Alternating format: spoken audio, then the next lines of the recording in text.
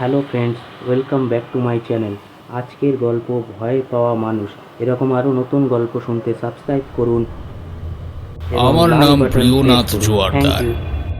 বিজ্ঞান যেখানে শেষ সেইখান থেকে আমার কৌতূহল ও আগ্রহের শুরু। ছোটবেলা থেকেই ভূতে আমার ভীষণ ভয়। অশরীরী, অলৌকিক, ভূত, প্রেত, পিশাচ আমাকে ভীষণ ভয় পাইয়ে দিত।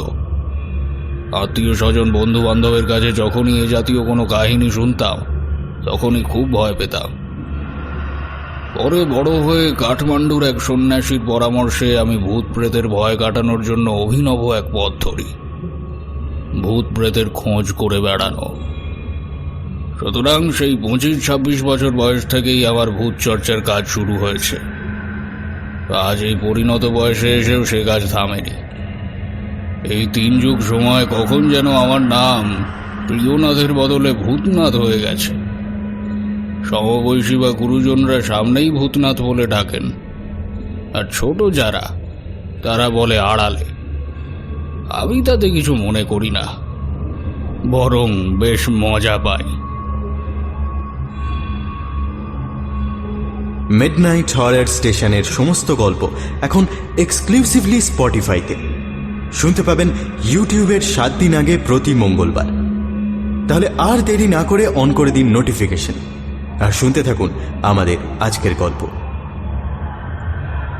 আমাদের কোনো কিছুতে ভয় কাটাতে গেলে সবার আগে জানার দরকার পড়ে আমরা ঠিক কিসে ভয় পেয়েছি, অর্থাৎ ভয়ের বিরুদ্ধে যে লড়াই, তা চিরকালই এক অন্বেষণ। কিন্তু মাঝে মধ্যে সেই অন্বেষণ করতে গিয়ে আবার ঘুরে ফিরে সেই আতঙ্কের কাছেই এসে পড়ি আমরা। মানুষ পাল্টে যায়, মুখ বদলায়, কেবল পড়ে থাকে আদি ও অকৃত্রিম ভয়। 22শে অক্টোবর প্রয়াত লেখক অনীশ দেবের 71তম জন্মদিন উপলক্ষে আমাদের শ্রদ্ধার্ঘ্য মিডনাইট হরর স্টেশনে প্রথমবার প্রিয়নাথ ওরফে ভূতনাথ জোয়ারদার। শুনতে থাকুন অনীশ দেবের গল্প ভয় পাওয়া মানুষ।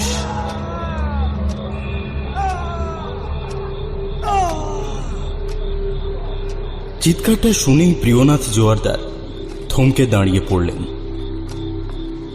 চিৎকারটার মধ্যে যেন হিম বরফকুচি মেশানো ছিল। চিৎকারটা যতক্ষণ ধরে চলছিল ততক্ষণের জন্য করিডোরের আলোটা যেন মলিন হয়ে গেল।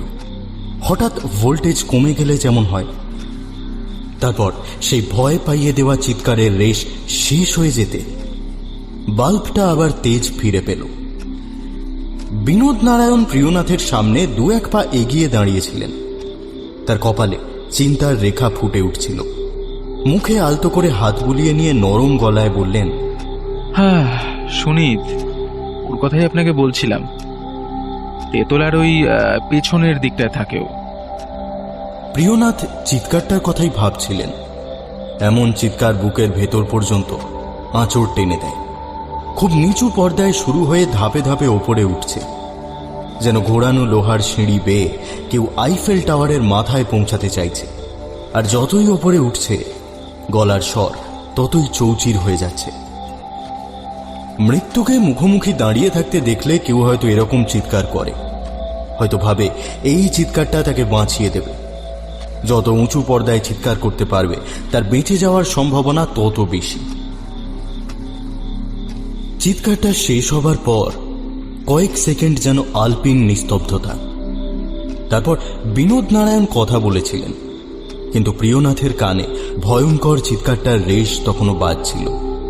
পুরনো যত চিৎকার বা আর্ত চিৎকার প্রিয়নাথ শুনেছেন, সুনীতের চিৎকার এক পলকে সব মুছে দিয়েছে। বিনোদবাবু বলেছিলেন ওর ছোট ভাই সুনীত নারায়ণ মাঝে মাঝে অদ্ভুতভাবে চিৎকার করে ওঠে, সেই সঙ্গে আরো কিছু কিছু বিচিত্র কাজ করে। প্রিয়নাথ যদি এ ব্যাপারে কোনো সাহায্য করতে পারেন তাহলে ভালো হয়, কারণ ডাক্তার বা মনোরোগ বিশেষজ্ঞরা জবাব দিয়ে দিয়েছেন। বিনোদ নারায়ণ প্রিয়নাথের খোঁজ পেয়েছেন লতা পাতায়। তারপর একদিন বিকেলবেলা ওর নবকৃষ্ণ স্ট্রিটের বাড়িতে এসে হাজির হয়েছেন। প্রিয়নাথকে খুলে বলেছেন নিজের সমস্যার কথা। তারপর কাতরভাবে অনুনয় করে বাড়িতে আসার জন্য অনুরোধ করেছেন। কি করে আপনি বুঝলেন আপনার ভাইয়ের প্রবলেমটা কোনো ভুতুড়ে ব্যাপার? সিগারেটে কড়া টান দিয়ে জানতে চাইলেন ভূতনাথ। কেমন যেন সংকুচিত হয়ে ইতস্তত করে বিনোদ নারায়ণ বললেন, লোকমুখে শুনেছি বিজ্ঞান যেখানে শেষ সেইখান থেকে আপনার এলাকা শুরু।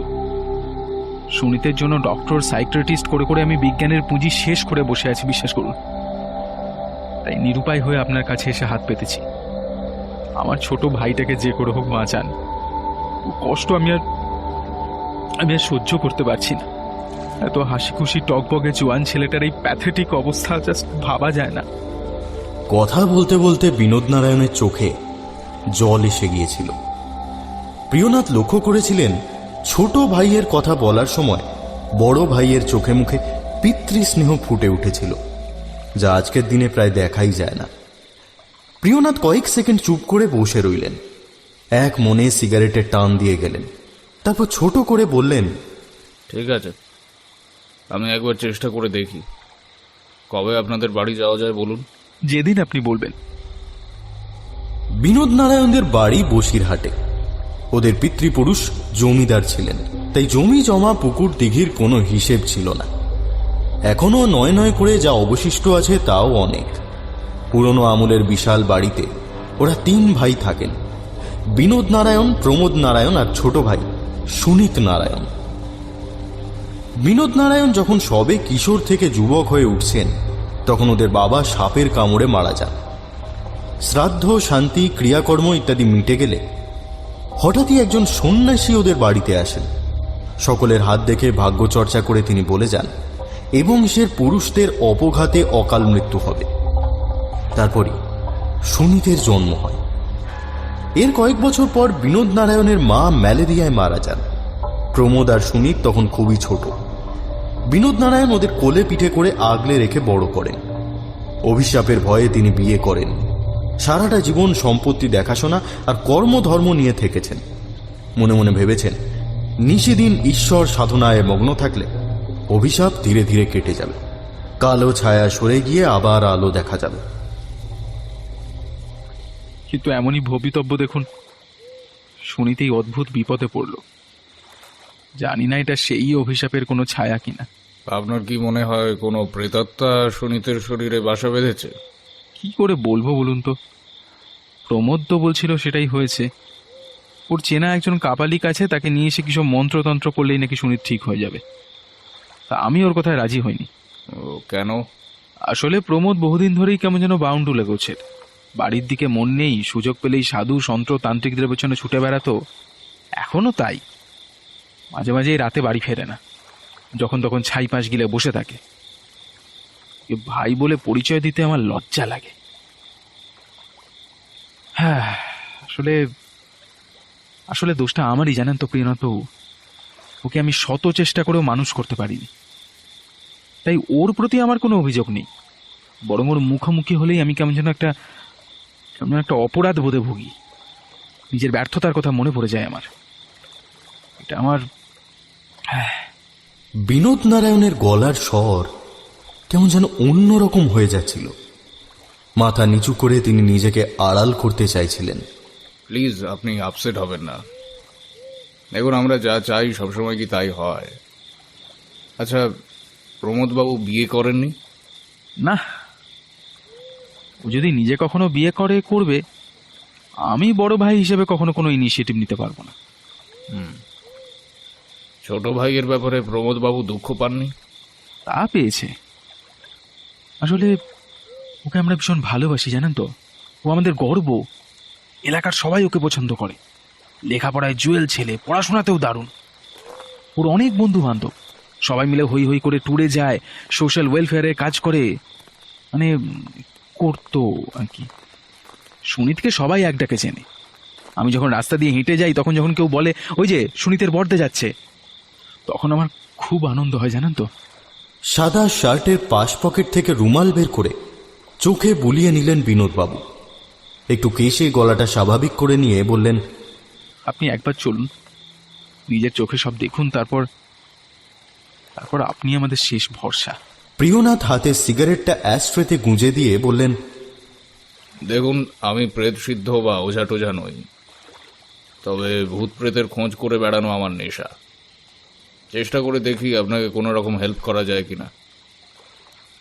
আচ্ছা, শুনি তো যে চিৎকার করে, সেটা ঠিক কী ধরনের বলুন তো? বলে বোঝাতে পারবো না প্রিয়নাথবাবু, আপনি বরং নিজের কানে শুনেই বিচার করবেন। প্রিয়নাথ লক্ষ্য করেছিলেন কথাগুলো বলার সময় বিনোদ নারায়ণের মুখে কেমন যেন অসহায় ভয়ের ছাপ ফুটে উঠেছিল। এখন সুনীতের চিৎকার নিজের কানে শোনার পর প্রিয়নাথ সেই ভয়ের কারণ বুঝতে পারলেন। এই অপার্থিব চিৎকারে বুকের রক্ত যেন জমে বরফ হয়ে যায়। চলুন ওপরে চলুন। বিনোদ নারায়ণের কথায় প্রিয়নাথ শতবিদ ফিরে পেলেন। ভাঙা ক্ষয় ধরা সিঁড়ির ধাপ পেয়ে ওরা ওপরে উঠতে শুরু করলেন। সিঁড়ির বাঁকের মুখে দেওয়ালে বসানো কারুকাজ করা জাফরির ওপরের দিকে 3টে ছোট ছোট হরিণ। সময়ের প্রকোপে জায়গায় জায়গায় রং চটে গেছে। জাফরির ফাঁক দিয়ে ঠান্ডা বাতাস আসছিল। বাতাসে নদীর ঘ্রাণ প্রিয়নাথ টের পাচ্ছিলেন, একই সঙ্গে শীতের কামড়। গত কয়েক সপ্তাহ ধরেই উষ্ণতা ওঠানামা করছিল। শীত যেন লাজুকভাবে উঁকি ঝুঁকি দিয়ে চলে যাচ্ছিল, কিন্তু তারপর উষ্ণতা নামতে শুরু করেছে। শীতও আনুষ্ঠানিকভাবে জাঁকিয়ে বসছে। গায়ে উলিকটের গেঞ্জি ও সোয়েটার থাকা সত্ত্বেও প্রিয়নাথ সামান্য কেঁপে উঠলেন। ঘন ঘন বাঁক নেয়া সিঁড়ি বেয়ে ওরা ওপরে উঠছিলেন। প্রিয়নাথ লক্ষ্য করেছিলেন সরু চওড়া নানান ধরনের অলিন্দ বাড়িটা নানান দিকে চলে গেছে, অনেকটা ভুলভুলাইয়ার মতো। আলোর ব্যবস্থা বলতে বেশিরভাগই বাল্ব। 2-1 জায়গায় টিউবলাইট যে চোখে পড়ছে সেসব নতুন সংযোজন। দেওয়ালে দেওয়ালে ড্যাম্পের ছাপ চোখে পড়ছিল। সেই জন্যই হয়তো শীতের সঙ্গে একটা বাড়তি ঠান্ডা যোগ হয়ে গিয়েছিল।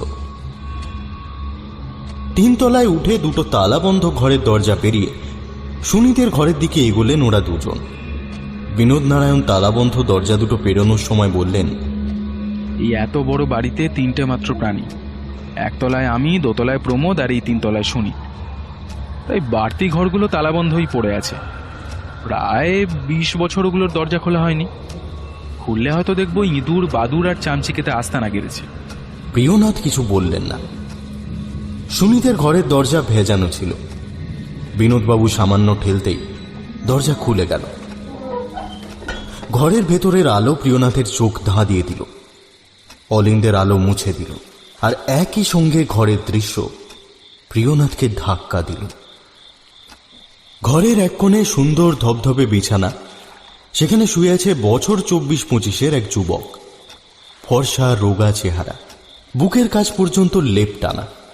একটা হাত লেপের বাইরে বলেই রোগা চেহারাটা স্পষ্ট করে আন্দাজ করা যায়। সুনীতের মাথায় একরাশ কোঁকড়া চুল, নাক ঠোঁট সুন্দর, ঠোঁটের ওপরে চওড়া গোপ, চোয়ালে 2-1 দিনের দাড়ি। সুনীতের চোখ জোড়া প্রিয়নাথ দেখতে পেলেন না, কারণ সাদা কাপড়ের পটি দিয়ে ওর চোখ ঢাকা। প্রিয়নাথ বেশ অবাক হয়ে বিনোদ নারায়ণের দিকে তাকালেন। বিনোদ নারায়ণ ইশারায় ওকে অপেক্ষা করতে বললেন। সুনীতের খাটের কাছে টুলে একজন বয়স্কা মহিলা বসেছিলেন। রোগা ময়লা চেহারা, মাথায় কাঁচা পাকা চুল, চোখে চশমা, পরনে নীল পাড় সাদা শাড়ি। দেখে আয়া বলে মনে হয়। বিনোদ নারায়ণ তাকে বললেন, মাসি, আপনি একটু নিচে গিয়ে বসুন। ডাক্তারবাবু সেই কলকাতা থেকে এসছেন, ছোটদাকে একটু দেখবেন। ভদ্রমহিলা উঠে চলে যাচ্ছিলেন। বিনোদ নারায়ণ জিজ্ঞেস করলেন, আচ্ছা, ওকে ঘুমের ওষুধটা খাইয়ে দিয়েছেন তো? ছোট্ট করে মাথা নেড়ে হ্যাঁ বলে মহিলা ঘর ছেড়ে চলে গেলেন। সুনীতের চোখ বাঁধা কেন? অন্ধকারে ঘুমোতে আমার ভয় করে, তাই ঘরের আলো জেলে রেখে চোখ বেঁধে ঘুমোতে চেষ্টা করি। চোখ ফিরিয়ে সুনীতের দিকে তাকিয়েছিলেন প্রিয়নাথ। ও গায়ের লেপ সরিয়ে বিছানায় উঠে বসেছে। বাঁ হাতে টান মেরে সরিয়ে দিয়েছে চোখের পটি। ওর নিষ্পাপ সুন্দর চোখ জোড়া প্রিয়নাথকে মুগ্ধ করল। বিনোদ নারায়ণ ঘরের দরজাটা ভেজিয়ে দিলেন। তারপর ছোট ভাইকে লক্ষ্য করে বললেন, লেপটা গায়ে দে, ঠান্ডা লেগে যাবে তো। বসা অবস্থাতেই সুনীত লেপটা গায়ে জড়িয়ে নিল। তারপর কৌতূহলী গলায় ভূতনাথকে প্রশ্ন করল, আপনি কিসের ডাক্তার, বডির না মাইন্ডের? ওর প্রশ্নের ধরনে প্রিয়নাথ বেশ মজা পেলেন। বিনোদ নারায়ণ একটা চেয়ার এগিয়ে দিয়েছিলেন, কিন্তু সেটায় না বসে আয়া মাসির ছেড়ে যাওয়া টুলটায় গিয়ে বসলেন প্রিয়নাথ। তারপর চোখের চশমাটা সামান্য নেড়ে চেড়ে মজার সুরে পাল্টা প্রশ্ন করলেন, তোমার অসুখটা কিসের, বডির না মাইন্ডের? তুমি করে বললাম, কিছু মাইন্ড করো না। বিনোদ নারায়ণ সুনীতের পায়ের দিকটায় খাটের এক কোণে বসে পড়লেন। সুনীত, ইনি হলেন প্রিয়নাথ জোয়ারদার। অনেক রিকোয়েস্ট করে কলকাতা থেকে ওকে ধরে এনেছি। আমাদের বাড়িতে কদিন থাকবেন, তোকে হেল্প করার চেষ্টা করবেন। তুই সব কথা ওকে খুলে বলতে পারিস। সুনীত বার দুয়েক কাশল, লেপটা আরো ভালো করে গায়ে জড়িয়ে নিতে চেষ্টা করল। তারপর মাথা নিচু করে কিছুক্ষণ চুপচাপ বসে রইল। বিনোদ নারায়ণের সঙ্গে প্রিয়নাথের চোখাচোখি হল। কিছুক্ষণ চুপ করে থেকে প্রিয়নাথ আগের প্রশ্নটাই আবার করলেন, তোমার অসুখটা কিসের, বডির না মাইন্ডের? বডিরও না, মাইন্ডেরও না, অন্য কিছু।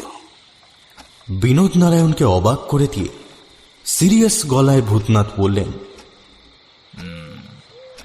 আমি সেই অন্য কিছুরই ডাক্তার। পলকে ঘরের আবহাওয়া পাল্টে গেল। বিনোদ নারায়ণ উসখুস করতে লাগলেন। সুনীত কেমন চোরা চাউনিতে ভূতনাথকে দেখতে লাগল। প্রিয়নাথ অফিসের ওপরওয়ালা সুরে বললেন, শোনো সুনীত, তোমার কি হয়েছে আমি বলছি। তুমি ভীষণ ভয় পেয়েছো, কেমন করে তা জানি না, তবে সেই ভয় তোমাকে ধীরে ধীরে শেষ করে দিচ্ছে। এখন তুমি যদি আমাকে সব খুলে বলো, তাহলে আমি তোমাকে বাঁচাতে চেষ্টা করব। তোমার জন্য দুশ্চিন্তা করে করে তোমার বর্দা মেজদাও তো শেষ হয়ে যাচ্ছেন।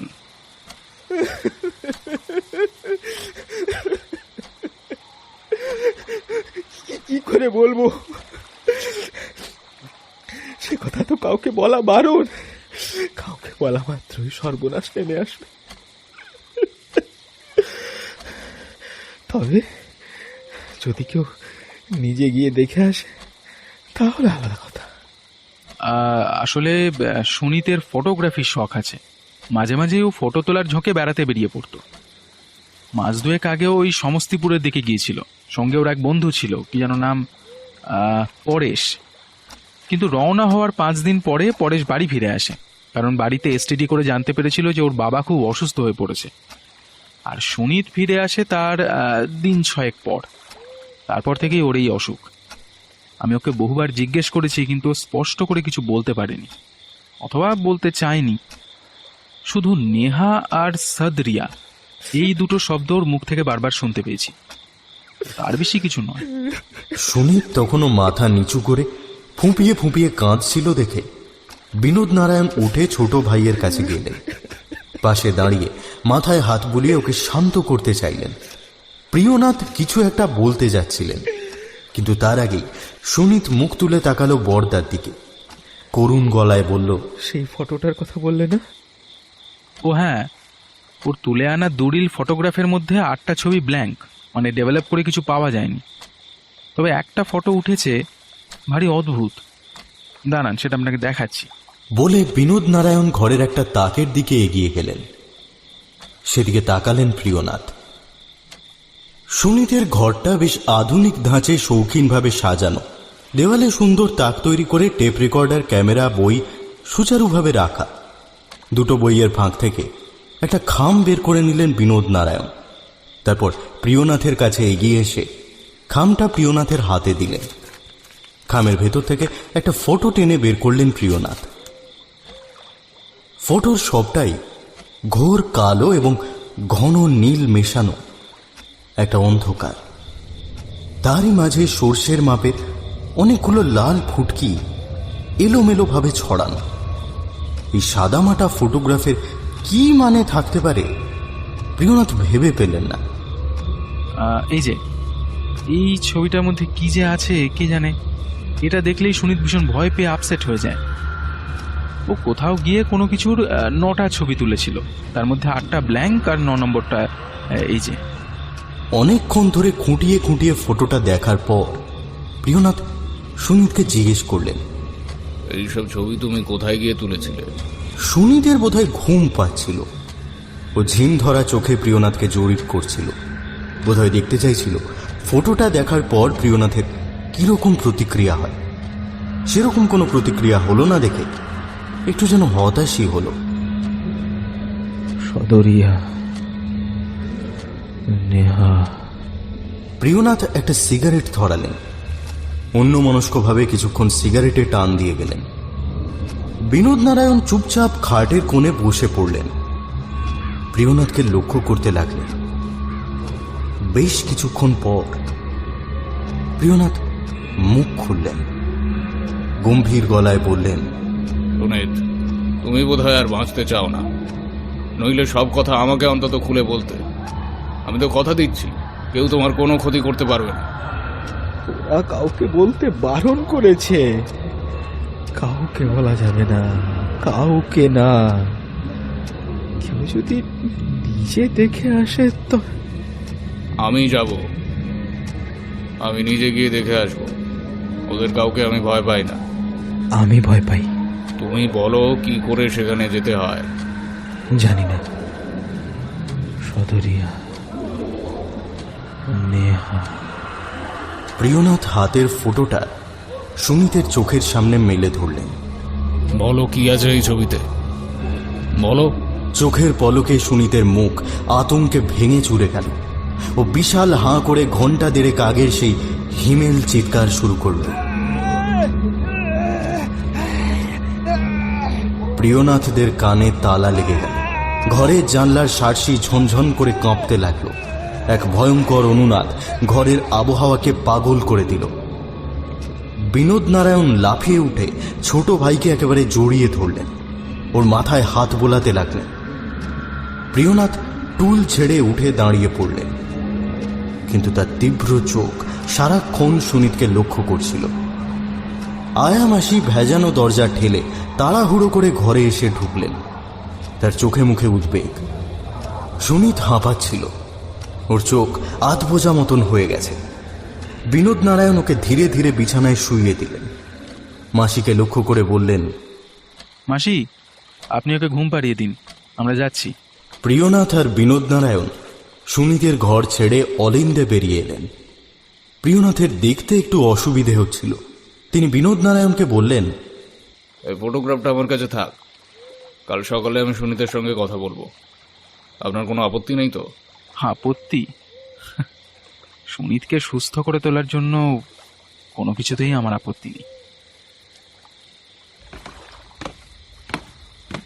ওরা সিঁড়ি ঘুরে দোতলায় নেমে এসেছিলেন। তখনই কানে এলো জড়ানো গলায় গান।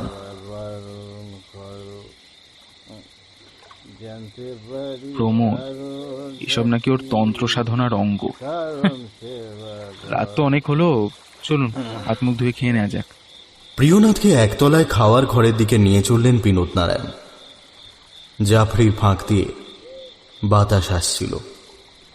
সেদিকে তাকিয়ে প্রিয়নাথ বুঝতে পারলেন বাইরে অন্ধকার আর শীতের রেশারেশি শুরু হয়ে গেছে। টিনের বাক্স লাগানো সাইকেল ভ্যান নিয়ে যারা পাউরুটি আর বিস্কুট দোকানে দোকানে যোগান দেয়, তাদের কথা মনে পড়ল প্রিয়নাথের।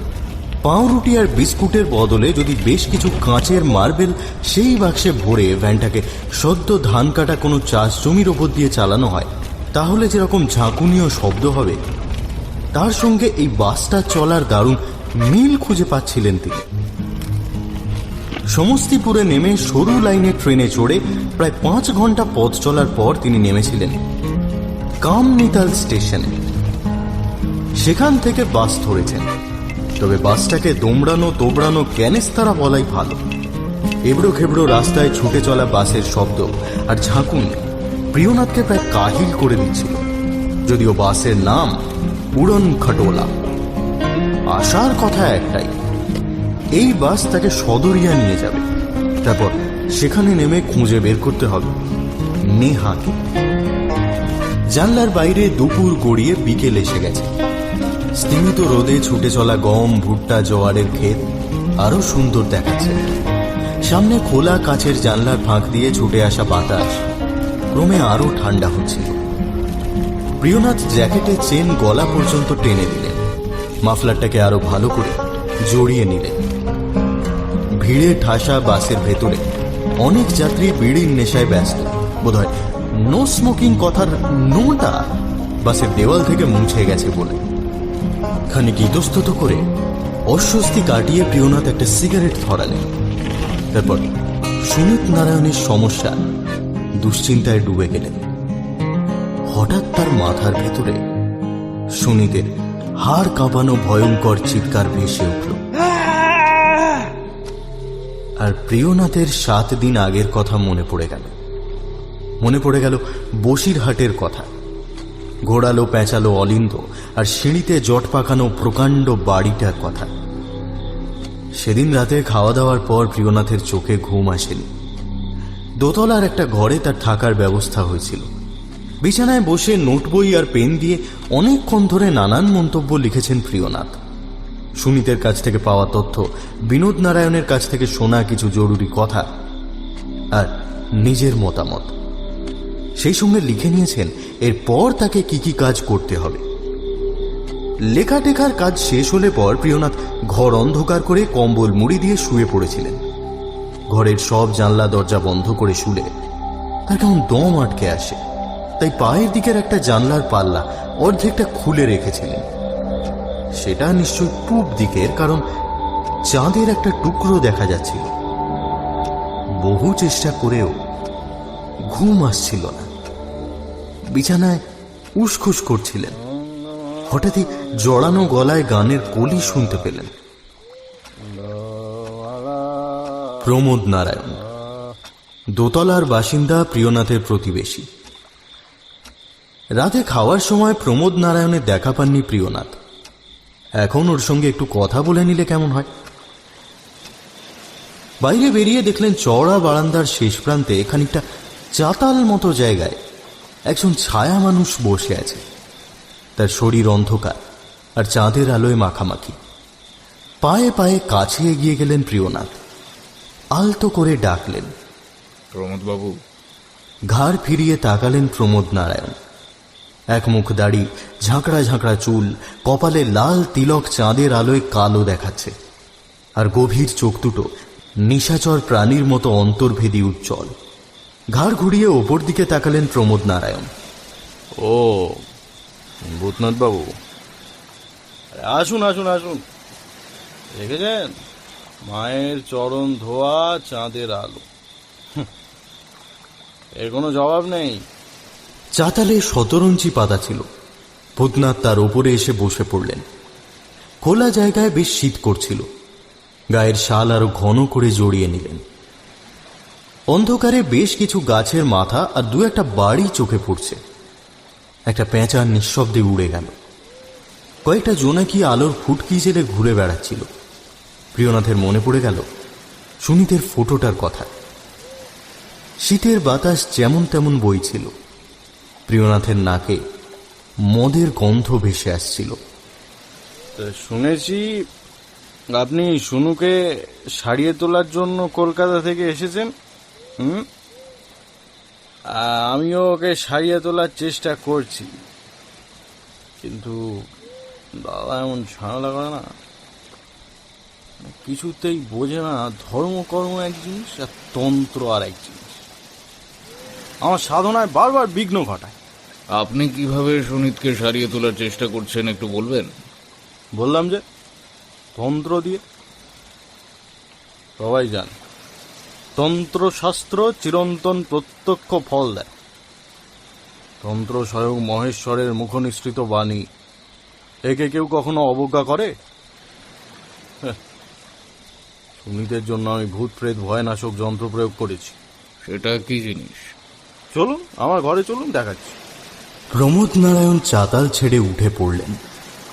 গুনগুন করে গানের কলি ভাঁজতে ভাঁজতে ঘরের দিকে রওনা দিলেন। প্রিয়নাথ ওকে অনুসরণ করলেন। ঘরটা যথেষ্ট প্রাচীন, মাপে বেশ বড়, মেঝে পর্যন্ত লম্বা লম্বা জানলা, ঘরের সিলিংয়ে কড়ি বর্গা, ঘরের দেওয়ালে নানা ধরনের ছবি আর ছক আঁকা, শিব ও কালীর বড় বড় দুটো ফটো মালা দিয়ে সাজানো। ঘরের মেঝের এক কোণে বইয়ের গাদা, তার পাশে 4টে তাক ও বইয়ের ঠাসা। ঘরের ডান দিক ঘেঁষে অগোছালো ময়লা বিছানা, বিছানার পাশে টেবিলে মদের বোতল, গ্লাস আর চশমা। সব মিলিয়ে ঘরটায় কেমন যেন অগোছালো উচ্ছৃঙ্খল ছাপ। হাতওয়ালা একটা চেয়ারে প্রিয়নাথকে বসতে বললেন প্রমোদ নারায়ণ। তারপর টেবিল থেকে চশমাটা চোখে দিয়ে খাটের তলায় কি যেন খুঁজতে লাগলেন। অবশেষে খুঁজে পেয়ে সোজা হয়ে উঠে দাঁড়ালেন। তার হাতে লাঠির মতো গোল করে পাকানো একটা কাগজ, সেটা ভূতনাথের সামনে মেলে ধরে বললেন, এই দেখুন, ভূত প্রেত ভয়নাশক যন্ত্র।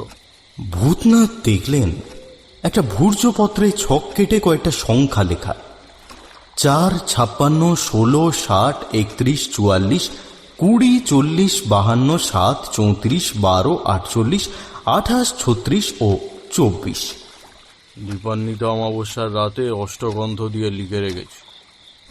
দাদাকে লুকিয়ে সুনীতের ঘরের দেওয়ালে খাটের নিচে সিঁদুর দিয়ে এই যন্ত্র লেখা আছে। এছাড়া শ্মশানে গিয়ে কিছু ক্রিয়াকর্ম করার চেষ্টা করছি। একটু একটু কাজ হচ্ছে, আরও হবে। আসলে সোনু যে কোনো রকম হেল্প করছে না। প্রমোদ নারায়ণের হাত থেকে যন্ত্রটা নিয়ে প্রিয়নাথ খুঁটিয়ে দেখলেন। তারপর সেটা ওকে ফিরিয়ে দিতে দিতে বললেন, আচ্ছা, সুমিত যে বারবার সদরিয়া আর নেহা শব্দ দুটো বলছে, তার অর্থ কি? আমি ওকে বহুবার জিজ্ঞেস করেছি, এতে আমার যা মনে হয়েছে সদরিয়া কোনো জায়গার নাম, সমস্তিপুর থেকে যাওয়া যায়। আর নেহার ব্যাপারটা জিজ্ঞেস করলে শুনু বলেছে সেটা ওখানে গেলেই বোঝা যাবে, বলা যাবে না। আপনি কাল সকালে বরঞ্চ একবার ওকে জিজ্ঞেস করে দেখুন, যদি নতুন কোনো তথ্য পান। ওর কষ্ট আর চোখে দেখা যায় না। শেষ কথাটা বলার সময় তন্ত্র সাধক মানুষটার গলা ভারী হয়ে এলো। প্রিয়নাথ টের পেলেন, লোকে যাই বলুক না কেন, মানুষটার ভেতরে এখনো একটা স্নেহশীল মেজদা অবশিষ্ট আছে।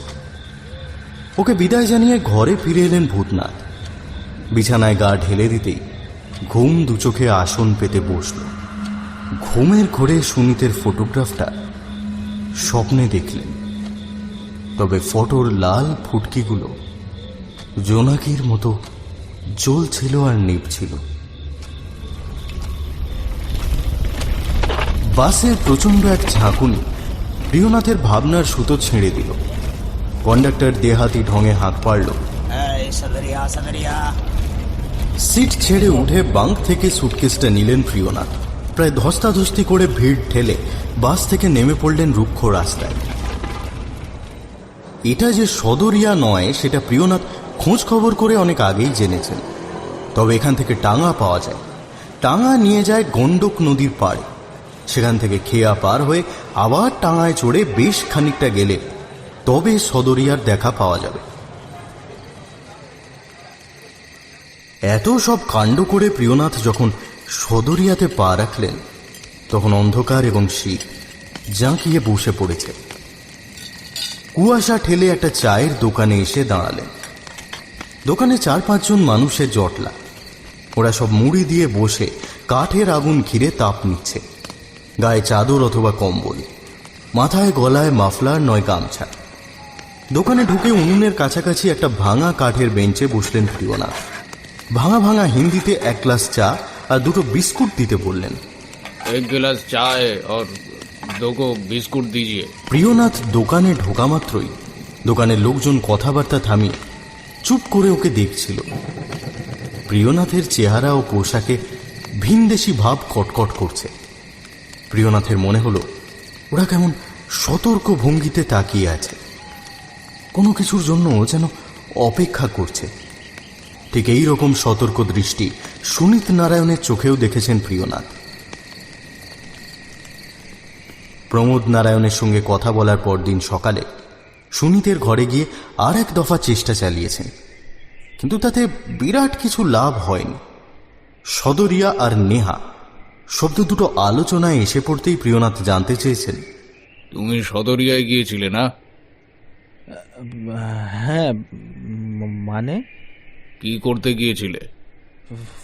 ফটো তুলতে, ঘুরতে। সমস্তিপুর থেকে সদরিয়া কেমন করে যেতে হয়?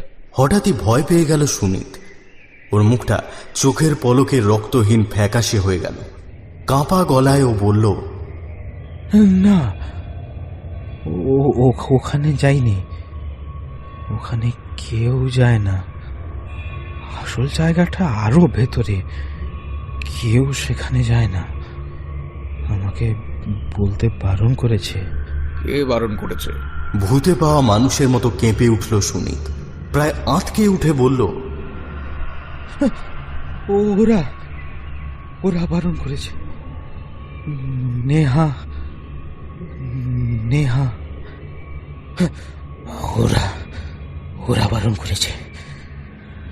নেহা নেহা নেহা মানে কি? সুনীতের হাত চেপে ধরে ওর মুখের ওপরে একরকম ঝুঁকে পড়লেন প্রিয়নাথ। কে নেহা? কি নেহা? সুনীত মাথা নিচু করল, ভয়ে কাঁদতে শুরু করল। গোঙানিস্বরে বলল,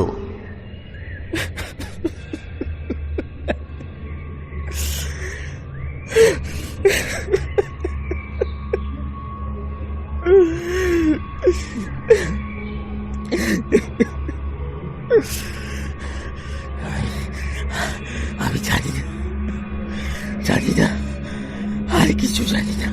আমাকে ছেড়ে দিন, আমাকে ছেড়ে দিন।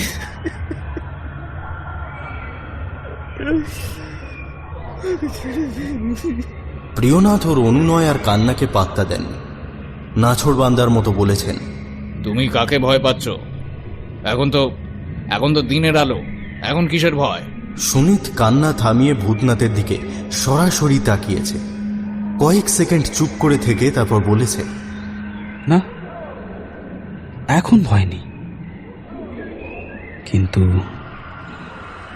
দিনের পর তো রাত আসবেই।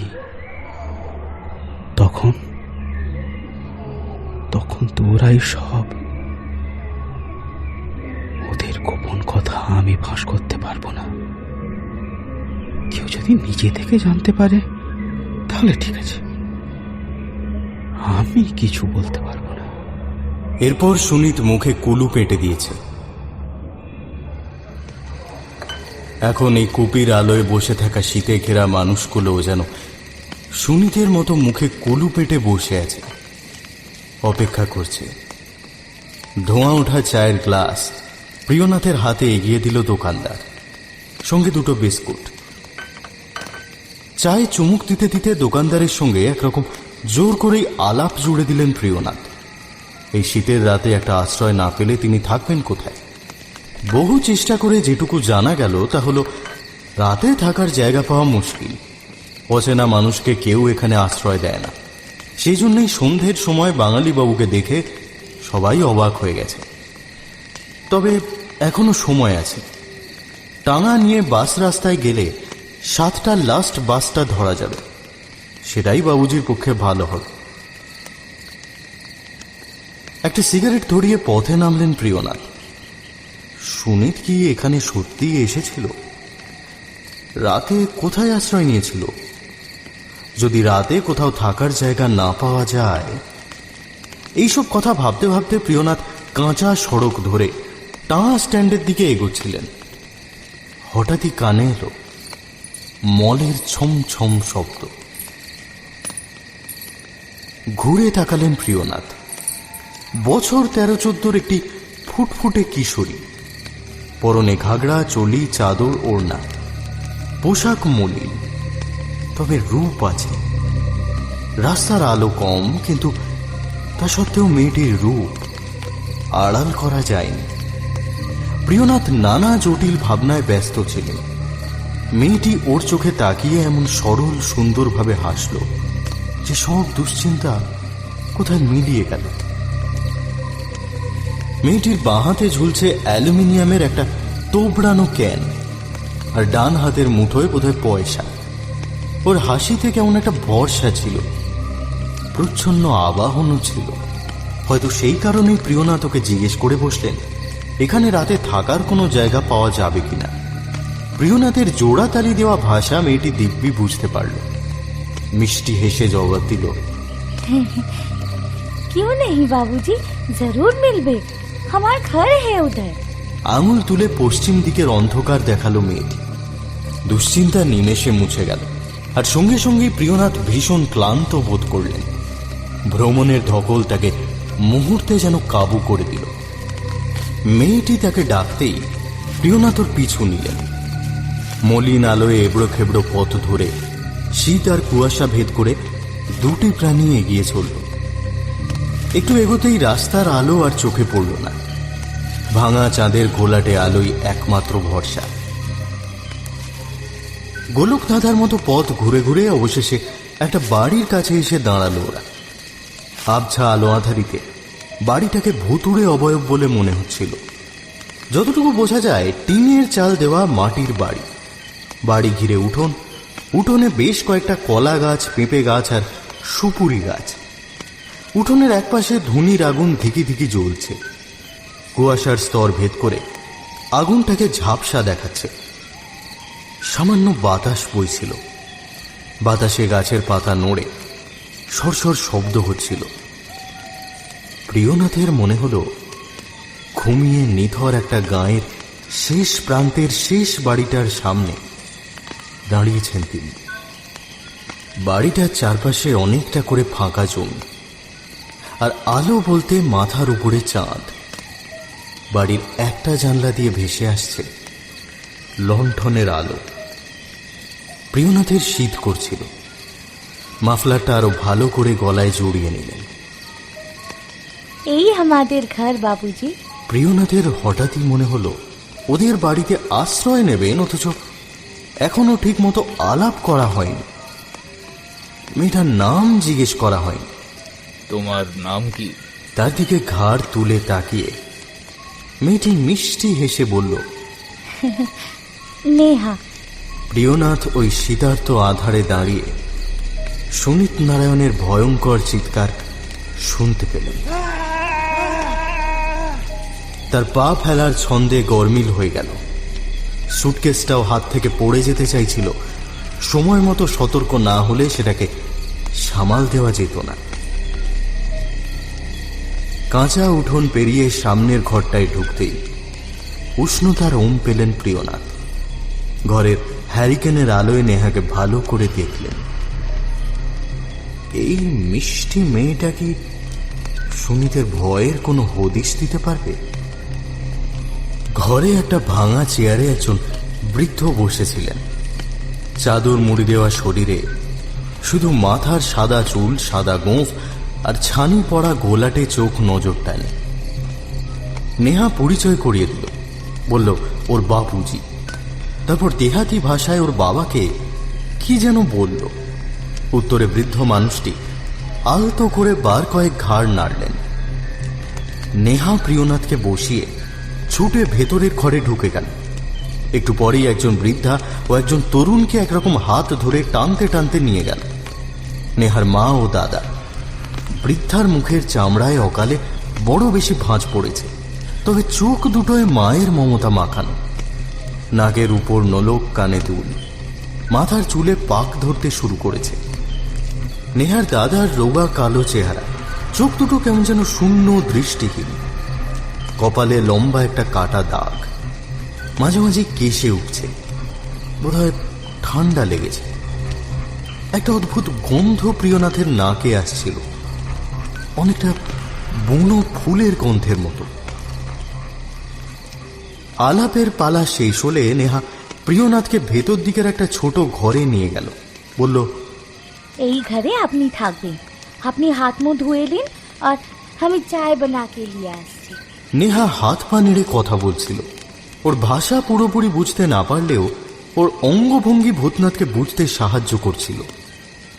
নেহার সঙ্গে আলাদা করে কথা বলার জন্য ভূতনাথের আর তর সইছিল না। সুটকেস খুলে দরকারি জিনিসপত্র বের করে খাটিয়ার ওপরে চাদর মুড়ি দিয়ে বসলেন ভূতনাথ। নেহার জন্য অপেক্ষা করতে লাগলেন। একটু পরেই নেহা চা নিয়ে এলো। প্রিয়নাথের হাতে চায়ের গ্লাস ধরিয়ে দিয়ে মেঝেতে চাটাই পেতে বসে পড়ল। বুনো ফুলের গন্ধটা আবার প্রিয়নাথের নাকে এলো। বাবুজি, এখানে আপনি কোন কাজে এসেছেন? এই একটু আধটু ঘুরে বেড়াতে, ফটো তুলতে। আচ্ছা, মাস দেড় দুই আগে কোনো ছোকরা বাবু তোমাদের বাড়িতে এসেছিল? বাবুর খুব ফটো তোলার শখ ছিল। হ্যাঁ, এসেছিল। আর ও পড়া রাস্তার দিকে এদিক ওদিক ঘুরছিল। আমি ডেকে নিয়ে এসেছি।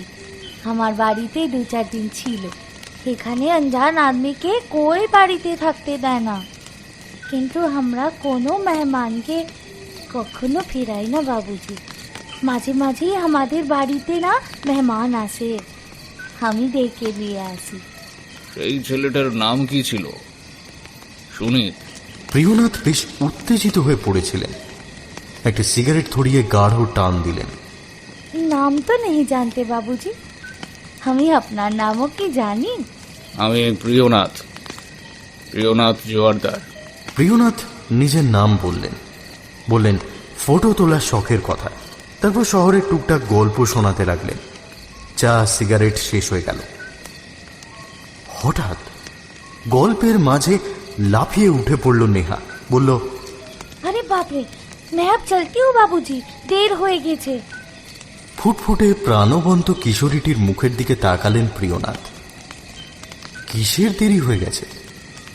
প্রিয়নাথের কপালে ভাঁজ পড়ল। নেহা প্রায় ছুটে ঘর থেকে বেরিয়ে গেল। একটু পরে থালা আর বাটিতে নিয়ে এলো রুটি ও সবজি, প্রিয়নাথের ডিনার। মেঝেতে থালা বাটি সাজিয়ে কাঁসার গ্লাসে জল দিয়ে গেল নেহা, সঙ্গে একটা বাড়তি হ্যারিকেন। কিন্তু সেই আলোয় মলিন ঘরটা যেন আরো মলিন হয়ে উঠল। প্রিয়নাথের অন্তত তাই মনে হলো। নেহা যাওয়ার আগে বলে গেল, খাওয়া হয়ে গেলে বাসনগুলো দরজার বাইরে রেখে দিতে, আর বাবুজি যেন বাইরের উঠোনে গিয়ে হাত ধুয়ে নেন। নেহা খুব ব্যস্তভাবে চলে গেল। বলল, এখন খা পি কে শুয়ে পড়ুন বাবুজি, কাল আবার দেখা হবে। ঘড়িতে এখনো 8টা বাজেনি, অথচ শীত অন্ধকার আর নির্জনতা ঘড়ির কাঁটা যেন 3-4 ঘন্টা এগিয়ে দিয়েছে। খাওয়া দাওয়া সেরে হাত মুখ ধুয়ে বিছানায় এসে জুত করে বসলেন প্রিয়নাথ। হ্যারিকেন দুটো নিবু নিবু করে দিয়েছেন, ফলে সিগারেটের আগুনটাই বেশ জোরালো মনে হচ্ছে। আষ্টে পৃষ্ঠে কম্বল মুড়ি দিয়ে নানান কথা ভাবছিলেন। 2 মাস আগে এখানে এসে সুনীত ঠিক কি কি করেছিল? প্রিয়নাথ কি এখন সেই ভূমিকায় হুবহু অভিনয় করে যাচ্ছেন? টিভিতে দেখা অ্যাকশন রিপ্লের মতো। নেহাদের চাপা কথা কানে আসছিল। ওরা কি শোয়েনি? নেহা তাহলে এমন ব্যস্তভাবে চলে গেল কেন? একটু পরে সিগারেট শেষ করে শুয়ে পড়লেন প্রিয়নাথ। ওর ক্লান্ত শরীর খুব তাড়াতাড়ি ঘুমিয়ে পড়ল।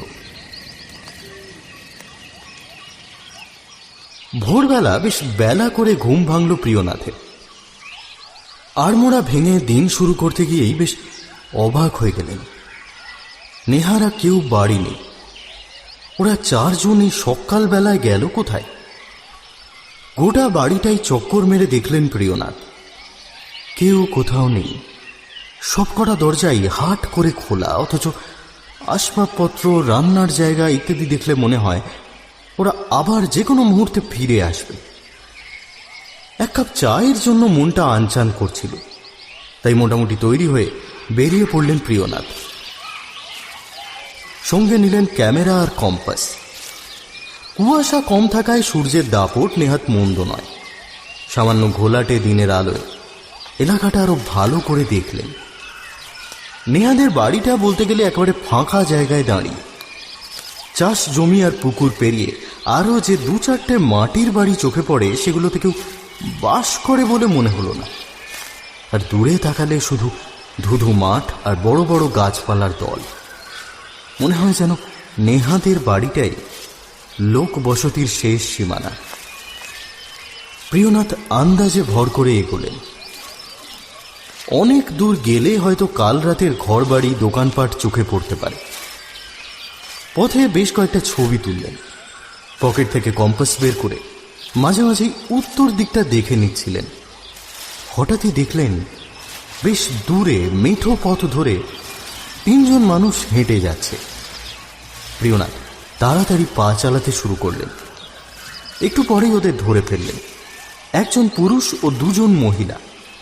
তার মধ্যে একজনের বয়স এত কম যে অনায়াসে মেয়ে বলা যায়, আর পুরুষটির হাতে একটি সুটকেস। প্রিয়নাথ হাঁপাতে হাঁপাতে পুরুষটিকে জিজ্ঞেস করলেন, কোন দিকে গেলে খাওয়ার দাওয়ারের দোকানপাট পাওয়া যাবে বলতে পারেন? লোকটি প্রিয়নাথের পোশাক আশাক চেহারা খুঁটিয়ে মেপে নিল। তারপর বলল, চলুন দেখিয়ে দিচ্ছি। আমরা টাঙ্গা স্ট্যান্ডের দিকে যাচ্ছি, পথে দোকানপাট পড়বে। মেঠো পথ ধরে হাঁটতে হাঁটতে লোকটির সঙ্গে আলাপ করলেন প্রিয়নাথ। ওর নাম মহাবীর সাউ, সঙ্গে ওর বউ অমলা দেবী আর ছোট মেয়ে হীরা কুমারী। ও দ্বারভাঙার সিধৌলি গায়ে থাকে। সদরিয়া এসেছিল বউয়ের জড়িবুটি চিকিৎসার জন্য। এদিকে একজন ধন্বন্তরী সাধু বাবা বসেন তার কাছে। ফেরার পথে লহরিয়া সারাই থেকে একটু কাজ সেরে ফিরবে, তাই তাড়াহুড়ো করে বেরিয়ে পড়েছে। মহাবীরের কাছ থেকে এদিকটার খুব একটা বিশদ খবর পাওয়া গেল না, তবে ও প্রিয়নাথকে একটা চায়ের দোকানে পৌঁছে দিল। প্রিয়নাথ ওদের 3 জনের ফটো তুললেন। ওরা হাসি মুখে বিদায় জানিয়ে চলে গেল। প্রিয়নাথ চায়ের দোকানে ঢুকে এক গ্লাস চা নিয়ে বসলেন। ঠিক করলেন আজ সারাটা দিন নেহাদের সম্পর্কে সুনীতের ব্যাপারে খোঁজ খবর নেবেন। এখানকার মানুষজন কথাবার্তায় এত সহজ সরল, অথচ অচেনা মুসাফিরকে কিছুতেই আশ্রয় দেয় না। সে কি ভয়ে? তাহলে সবাই যে ভয় পায়, নেহারা সেই ভয় পায় না কেন? বরং নেহার কথা অনুযায়ী কিন্তু আমরা কোনো মেহমানকে কখনো ফেরাই না বাবুজি। মাঝে মাঝেই আমাদের বাড়িতে না। সারাটা বেলা নানান জায়গায় ঘুরে ঘুরে জিজ্ঞাসাবাদ করে ছবি তুলে কাটালেন প্রিয়নাথ, কিন্তু তার অনুসন্ধান এতটুকু এগোলো না। নেহাদের কেউ চিনতেই পারল না। ওদের বাড়িটা কোন দিকে সেটা আন্দাজ করে বলা সত্ত্বেও কোনো লাভ হলো না। সবাই ঠোঁট উল্টে মুখ চাওয়াচাওয়ি করতে লাগলো, আর প্রিয়নাথকে অবাক হয়ে দেখতে লাগলো। সুতরাং একরকম ব্যর্থ হয়ে বেলা 1:30 নাগাদ নেহাদের বাড়িতে ফিরলেন প্রিয়নাথ। তবে ফেরার কাজটা মোটেও সহজ হয়নি। বহু লোককে জিজ্ঞেস করে নানান গাছ আর বাড়ির নিশানা দেখে অবশেষে ফিরতে পেরেছে। কিন্তু আশ্চর্য, নেহাদের বাড়িটা সেই সকালের মতোই একা একা দাঁড়িয়ে আছে। ওরা এখনো বাড়ি ফেরেনি। খাওয়া দাওয়ার ব্যাপারটা প্রিয়নাথ পথেই সেরে এসেছেন। এখন কোনো মতে স্নান সেরে নিয়ে নিজের ঘরে আস্তানা গাড়লেন। নোট বই বের করে তাতে আধ ঘন্টা ধরে নানান রকম মন্তব্য লিখলেন। প্রিয়নাথ যখনই কোনো অভিযানে বেরোন তখনই সঙ্গে নেন বিশেষ সরঞ্জামের থলে। এবারও সেটা সঙ্গে এনেছেন। তাতে আছে ক্যামেরা, টর্চ, প্রচুর ব্যাটারি, মোমবাতি, মার্কার, থার্মোমিটার, কম্পাস আর পেন্ডুলাম। হঠাৎ কি মনে হওয়াতে সুটকেস খুলে থলে থেকে পেন্ডুলামটা বের করে নিলেন। সুতো ধরে ঝুলিয়ে ওটাকে দোলাতে লাগলেন। দুলুনিটা সামান্য এলোমেলো হচ্ছে বলে প্রিয়নাথের মনে হলো। তার কপালে ভাঁজ পড়ল। ঠান্ডা বাতাসে গায়ে কাঁটা দিল। প্রিয়নাথ পেন্ডুলামটা রেখে দিলেন। দরজা বন্ধ করে কম্বল জড়িয়ে শুয়ে পড়লেন খাটিয়ায়। মনে মনে ঠিক করলেন এখানে একদিনের বেশি তিনি থাকবেন না। সুনীতের ভয় পাওয়ার রহস্যের কাছে হয়তো শেষ পর্যন্ত তাকে হার মানতে হবে। সন্ধ্যের আধার নেমে আসতেই প্রিয়নাথ হ্যারিকেন জেলে নিয়েছেন। মনে মনে ভেবেছেন নেহারা যদি নিতান্তই আর না ফেরে তাহলে ওদের রান্নার জায়গা হাতড়ে যা পাবেন তাই মুখে গুঁজে দিয়ে কোনো রকমের রাতটা কাটিয়ে দেবেন। তারপর ভোর হলেই মহাবীরের চিনিয়ে দেওয়া পথ ধরে সোজা চম্পট। কিন্তু তার আর দরকার হলো না।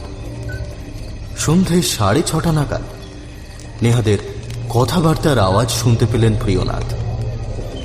বেশ অবাক হয়ে ঘর থেকে বেরোতে যাবেন, তার আগেই চঞ্চল পায়ে নেহা ঘরে এসে ঢুকল। कैसे है बाबूजी? তোমরা হুট করে কোথায় চলে গিয়েছিলে?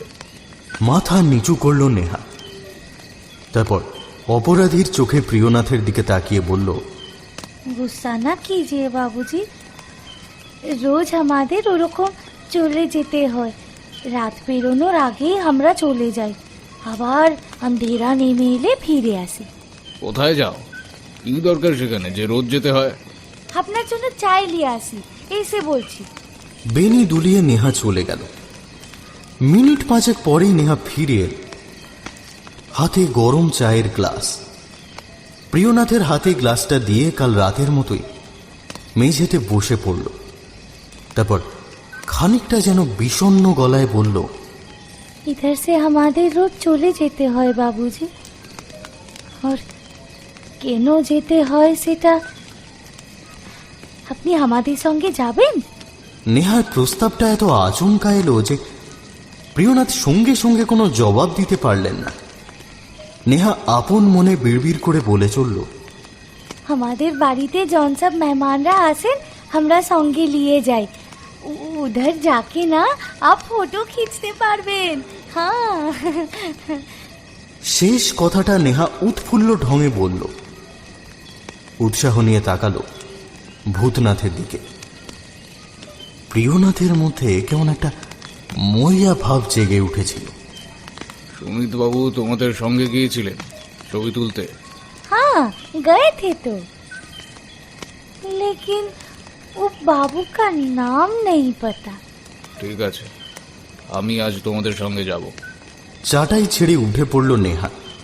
খুশির গলায় বলল, जाए जाके माँ और बाबूजी को भी बता के आती हूँ, और अपना खाना खत्म हो गए हम लोग बेरिए पड़बो। খাওয়া দাওয়ার পাট চুকিয়ে গাঢ় আঁধার ও শীতের মধ্যে প্রিয়নাথ যখন ওদের সঙ্গে বেরোলেন তখন রাত 9:30। শীতের সঙ্গে লড়াই করতে গিয়ে প্রিয়নাথের চেহারা মাপে প্রায় সুমো যোদ্ধাদের কাছাকাছি গিয়ে পৌঁছেছে। সঙ্গের ঝোলা ব্যাগে ক্যামেরা ছাড়াও নিয়েছেন টর্চ, টর্চের ব্যাটারি, কম্পাস, থার্মোমিটার আর পেন্ডুলাম। অন্ধকারে কুয়াশা ভেদ করে আরও অন্ধকার 5টা ছায়া এগোচ্ছিল। সকলের আগে প্রিয়নাথ আর নেহা, পেছনে বাকি 3 জন। কারো মুখে কোনো কথা নেই, যেন সবানুগমনে চলেছে সবাই। প্রিয়নাথ হঠাৎই হোঁচট খেলেন। নিজেকে সামলে নিয়ে টর্চ জ্বাললেন। নেহা সঙ্গে সঙ্গে বলল, बत्ती নিভিয়ে দিন বাবুজি, আমি আপনার হাত ধরছি। অন্ধকারে প্রিয়নাথের হাত ধরল নেহা। স্পর্শে সম্মোহন করা যায় কিনা প্রিয়নাথ জানেন না। আর প্রিয়নাথের যেরকম মন এবং বয়স, তাতে কিশোরী নেহাকে নিয়ে কোনো রকম অন্যায় কল্পনা তার কাছে নেহাতি হাস্যকর। কিন্তু তবুও কোনো এক রহস্যময় কারণে নেহার হাত ছুঁতে প্রিয়নাথ কেমন এক অলৌকিক ভরসা পেলেন। আকাশ মেঘলা, চাঁদ দেখা যাচ্ছে না। প্রিয়নাথদের ঘিরে রেখেছে গাঢ় কুয়াশার স্তর। বেশি দূর নজর চলে না। ঠান্ডা বাতাস যেন বাতাস নয়, বরফ। প্রিয়নাথ জ্যাকেটের উপর শাল জড়িয়েছেন, সেটাকে প্রাণপণে আঁকড়ে ধরেছেন শরীরে। আড়ষ্টভাবে সাবধানে পা ফেলছেন, অথচ নেহার চলা কত সহজ স্বাভাবিক। ওই পথ নিশ্চয়ই ওর অনেক চেনা। বেশ কিছুক্ষণ হাঁটার পর প্রিয়নাথের সময় দিক সবই গুলিয়ে গেল। অকারণেই একটা ভয় তার মনের ভেতরে ঢুকে পড়তে চাইল। তিনি লড়াই করে সেটাকে চৌকাঠের বাইরে আটকে রাখলেন। সেই রকম একটা মনের অবস্থাতেই তিনি চাপা গলায় নেহাকে জিজ্ঞেস করলেন, নেহা, আমরা কোথায় যাচ্ছি? একটু পরেই দেখতে পাব।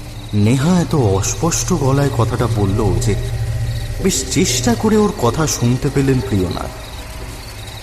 মিনিট খানেক চুপ করে থাকার পর নেহা আবার কথা বলল। যেখান দিয়ে আমরা হাঁটছি বাবুজি, বহুত দিন পহলে এখানে একটা গাঁও ছিল।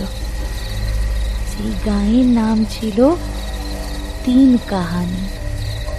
তিন কাহানির আখের में ছিল বড় বড় মাঠ, खेत। उसके बाद सदरिया। তিন কাহানি আর সদরিয়ার বর্ডারে আমরা থাকতাম। থাকতাম? তার মানে নেহা? প্রিয়নাথ ডেকে উঠলেন। নেহার হাতটা হঠাৎই শীতের চেয়েও ঠান্ডা মনে হলো। डरना मत बाबूजी।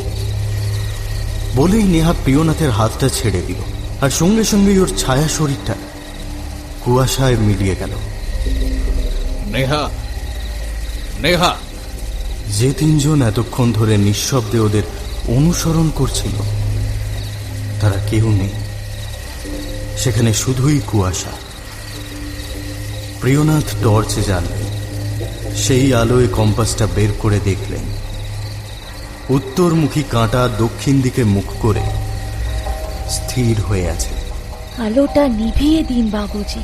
হতবুদ্ধি প্রিয়নাথ টর্চ নিভিয়ে দিলেন, কিন্তু চারপাশে কাউকে দেখতে পেলেন না। টর্চ আর কম্পাস ব্যাগে ঢুকিয়ে রাখতেই নেহা আবার কথা বলল। रुकिए मत बाबूजी, আসুন, আমি আপনার আশপাশেই আছি। তোমার পিতাজি মাঝি ওরা কোথায় গেলেন? वो सब आगे निकल गए हैं बाबूजी। একটু পরে আমরাও সেখানে পৌঁছে যাব। আন্দাজে ভর করে পা ফেলতে লাগলেন প্রিয়নাথ। তিনি পোড় খাওয়া মানুষ, তা সত্ত্বেও বেশ নাড়া খেয়ে গেছেন। সুনীত নারায়ণের বয়স অনেক কম। ওর অবস্থাটা কি হয়েছিল সেটা তিনি মনে মনে আঁচ করার চেষ্টা করলেন। হঠাৎই শীতটা যেন বেড়ে গেল। সামনেই দেখা গেল একটা বিশাল পুকুর। এই গাঢ় আধারেও জলের কোথাও কোথাও প্রতিফলন চোখে পড়ছে। বাকি অংশটা এক অদ্ভুত কুয়াশায় ঢাকা। পুকুরটা পেরোতেই কুয়াশা যেন ফিকে হয়ে এলো। কয়েকটা ছোট বড় গাছ চোখে পড়ল প্রিয়নাথের। গাছগুলো এপাশ ওপাশ তুলছে, অথচ বাতাস তেমন জোরে বইছে না। আর তখনই গাছের ওপরে গাঢ় আকাশে একটা নীল আভা দেখতে পেলেন প্রিয়নাথ, অনেকটা মা কালীর গায়ের গাঢ় নীল রঙের মতো। নেহা, নেহা! मैं आपके पास ही हूँ बाबूजी। কেমন যেন ব্যথা পাওয়া গলায় নেহা বলল। মনে হলো ওর ভেতরে একটা কষ্ট হচ্ছে। এমন সময় একটা গুনগুন শব্দ শোনা গেল, যেন অনেকে মিলে চাপা গলায় সুর করে গান গাইছে।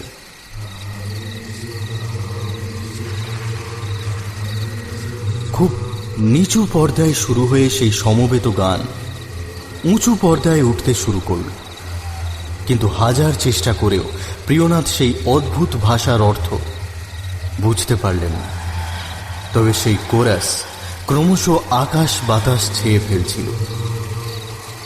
হঠাৎই সামনে তাকিয়ে হকচকিয়ে গেলেন প্রিয়নাথ। দূরের মাঝারি গাছের মাঝে কোথা থেকে যেন হাজির হয়েছে এক প্রকাণ্ড মহিরুহ। তার ঝাঁকড়া মাথা থেকে ঝুড়ি নেমে এসেছে নিচের দিকে। কেমন অদ্ভুতভাবে হেলে গাছটা দাঁড়িয়ে রয়েছে, আর গাছের অন্ধকার শরীরে জোনাকির মতো জ্বলছে অসংখ্য লাল আলোর বিন্দু। ব্যাগ থেকে ক্যামেরা বের করলেন প্রিয়নাথ। অদ্ভুত গাছটা তাক করে শাটার টিপলেন, আর তৎক্ষণাৎ মনে পড়ে গেল সুনীতের তোলা ফটোগ্রাফটার কথা। এই সেই ফটোর রহস্য। কিন্তু এই গাছ দেখে ভয় পাওয়ার কি আছে? ক্যামেরা ব্যাগে রাখতেই অদৃশ্য নেহার গলা শোনা গেল। वो तस्वीर देखे सब कुछ मालूम नहीं होगा बाबूजी। और नजदीक आइए। সম্মোহিতের মতো এগোতে লাগলেন প্রিয়নাথ। হঠাৎই একটা বাতাসের ঘূর্ণির মধ্যে পড়ে গেলেন। বরফের মতো বাতাস তাকে ঘিরে মাথা খুঁড়ে মরতে লাগলো। প্রিয়নাথের হাত পা ঠান্ডায় ঠকঠক করে কাঁপতে লাগলো। অতীন্দ্রিয় ক্ষমতায় যেন বুঝতে পারলেন এখানে কম্পাস বা পেন্ডুলাম বের করে কোনো লাভ নেই। তিনি এক অন্য জগতে অন্য ঠিকানায় পা রেখেছেন। কোরাস গান এখনো বেশ জোরালো ঢঙে শোনা যাচ্ছে, উঠছে নামছে, যেন কয়েকশো মানুষ প্রাণপণে গলা মিলিয়ে সুর ধরেছে, সঙ্গে কোনো যন্ত্র অনুষঙ্গ নেই। হঠাৎই আকাশের নীল আভাটা নেমে এলো সেই অলৌকিক গাছের গায়ে, আর তখনই প্রিয়নাথ এতক্ষণ যা দেখতে পাননি তাই দেখতে পেলেন। সঙ্গে সঙ্গে প্রিয়নাথের হাত পা অবশ হয়ে এলো। ভয়ঙ্কর শীতেও কুলকুল করে ঘেমে গেলেন। ভয়ে চিৎকার করার জন্য হাঁ করলেন, কিন্তু কোনো শব্দ বেরোল না। অসংখ্য মানুষ জড়াজড়ি করে গাছটা তৈরি করেছে। গাছের ডালপালা, নিছকই ওদের হাত পা, নেমে আসা ঝুড়ি ওদের হাত, হাতের বাঁকানো আঙুল, মহিলাদের লম্বা ঝুলে পড়া চুল, উল দিয়ে বোনা সোয়েটারের মতো ওরা নিজেদের শরীর দিয়ে বুনে ফেলেছে এই প্রকাণ্ড গাছ। ওদের সমবেত শ্বাস প্রশ্বাসের সঙ্গে গাছটা ফুলে উঠছে, চুপসে যাচ্ছে, আর হাঁপড়ের মতো ফোঁস ফোঁস শব্দে নিঃশ্বাসের ঝড় উঠেছে। সেই ঝড়ে প্রিয়নাথের চাদর উঠছে, চুল উঠছে। মানুষগুলোর চোখের কোটরে ভয়ঙ্কর তীব্র এক লাল আলো জ্বলছে, যেন জ্বলন্ত কয়লার টুকরো। এই চোখগুলোকেই দূর থেকে লাল আলোর বিন্দু বলে মনে হচ্ছিল। সুমিতের তোলা ফটোয় যেমন উঠেছে। প্রিয়নাথ কখনো ভয়ের এত কাছাকাছি আসেনি। তার শরীরের ভেতরটা কেমন করছিল, মাথা ডলে যেতে চাইছিল বারবার। কোরাস আর শ্বাস প্রশ্বাসের শব্দ কেমন যেন নেশা ধরিয়ে দিচ্ছিল। সেই সঙ্গে গাঢ় নীল আলোর আভা, আর তার মাঝে উজ্জ্বল লাল বিন্দুর ঝাঁক, যেন অলৌকিক এক সম্মোহন। বহু দূর থেকে ভেসে এলো নেহার গলা।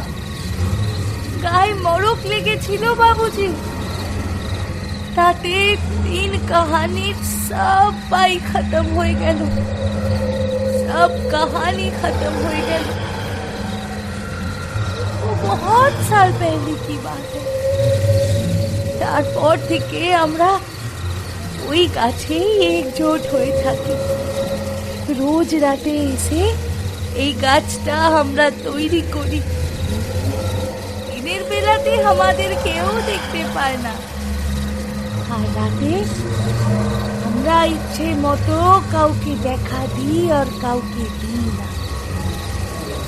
মেহমানদের সেবা করতে আমরা ভালোবাসি, তাই পরদেশি বাবুদের মদদ করি, দেখা দিই।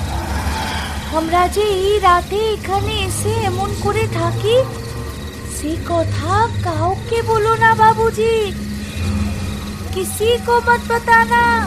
किसी को नहीं बताना, नहीं बताना। मैं अब उधर जाऊं? हमार अम्मा बाबूजी बड़ा भाई सबाई उखाने डालपाला हुए आछे। हम ही जाए, फिर मिलेंगे बाबूजी। ফিসফিসে কোরাস আকাশ বাতাস মাতিয়ে বলে উঠল,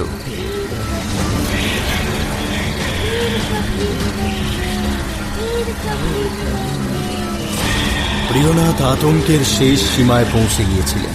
তার দম বন্ধ হয়ে যেতে চাইছিল, কোনো ইন্দ্রিয়ই যেন কাজ করছিল না। সেই অবস্থায় তিনি যে কেমন করে ছুটতে শুরু করলেন কে জানে। দিগ্ভ্রান্ত অবস্থায় পাগলের মতো ছুটছিলেন, কখনো হোঁচট খেয়ে পড়ছিলেন, কখনো ধাক্কা খাচ্ছিলেন গাছের গুঁড়িতে। চশমা ছিটকে পড়ল কোথাও, হাত ঘড়িটাও বোধহয় ভেঙে গেল, কিন্তু শেষ পর্যন্ত প্রাণ নিয়ে ফিরতে পেরেছিলেন সদরিয়া।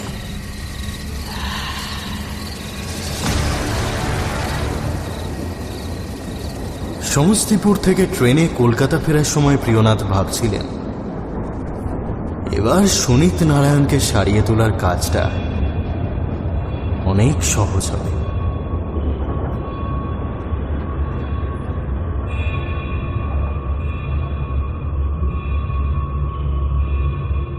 আতঙ্কের উপর এক চিলতে আলো এসে পড়লে তা মুছে যায় না, বরঞ্চ তা থেকে জন্ম নেয় এক নতুন ভয় পাওয়া মানুষ। আজ গল্প পাঠে আমার সঙ্গে ছিল তমাল, রণদীপ, পূজা এবং সায়ন। আবহ সঙ্গীত ও স্পেশাল এফেক্টে আমি সায়ক। পোস্টার ডিজাইনে কভারম্যান অভিব্রত। আমাদের তরফ থেকে বিশেষ ধন্যবাদ পত্রভারতী প্রকাশনাকে। মিডনাইট হরর স্টেশন এখন এক্সক্লুসিভলি স্পটিফাইতে শুনতে পাবেন ইউটিউবের 7 দিন আগে। শুনছিলেন অনিশ দেবের গল্প ভয় পাওয়া মানুষ। সবাই ভালো থাকবেন।